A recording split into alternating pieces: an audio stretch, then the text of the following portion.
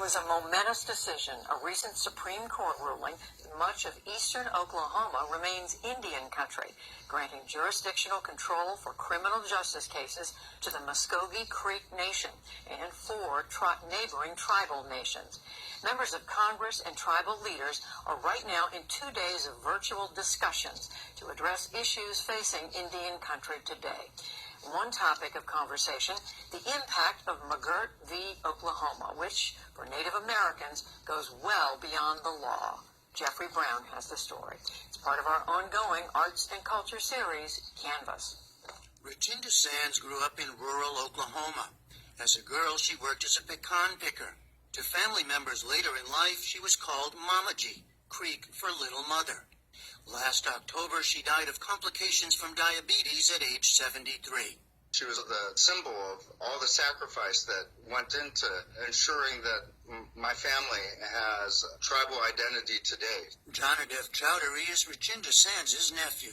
When the decision in McGirt came out, she was the first person I thought of. Chaudhuri is ambassador for the Muscogee Creek Nation, a diplomatic position representing the tribe's sovereign interests. He sees his Mamaji as his family's last matriarch, her life wrapped up in issues the Supreme Court spoke to. It was a life of struggle, and it's consistent with the struggle that all of our families as Muscogee Creek have faced, and to have affirmation from the federal government's highest court that despite our struggles and because of the sacrifices of people who came before us, our nation remains whole and our reservation remains whole. It was a powerful moment that resonated with me on a very deep personal level. That struggle and sacrifice trace back to what's known as the Trail of Tears, the 19th century forced removal of the Muscogee and other Indians from their ancestral homes in the southeast to reservations in what would become Oklahoma.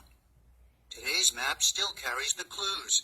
Tallahassee and Tulsa are variations on the same Creek word for Old Town. Our story is a story of difficulties but rebirth and a continued chain. Because of the ravages of time and unfortunate efforts by the state government and the federal government to dismantle this notion of home in our lands, it was an elusive concept, feeling at home in your nation's lands.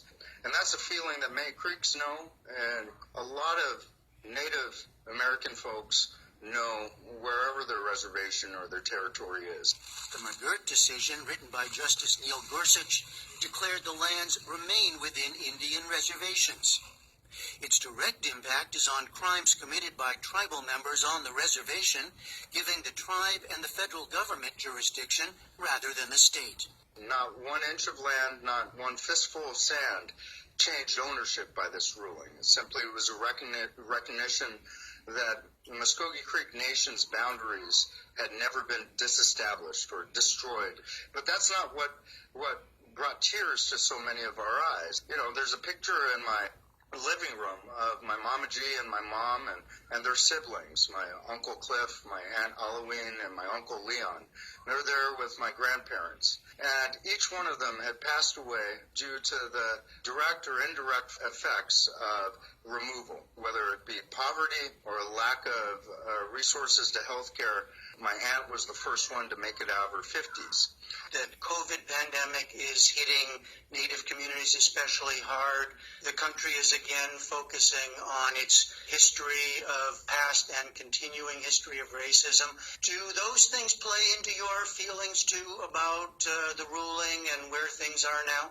Yeah, absolutely. The moment that we find ourselves, I think, is beyond just pure readings of the law. The case itself was a beautifully written, well-reasoned opinion, but it exists in a larger context, and that context shows that we have to fight to keep the gains made on a social justice level. It's a context and history that include Richinda Sands. For the PBS NewsHour, I'm Jeffrey Brown.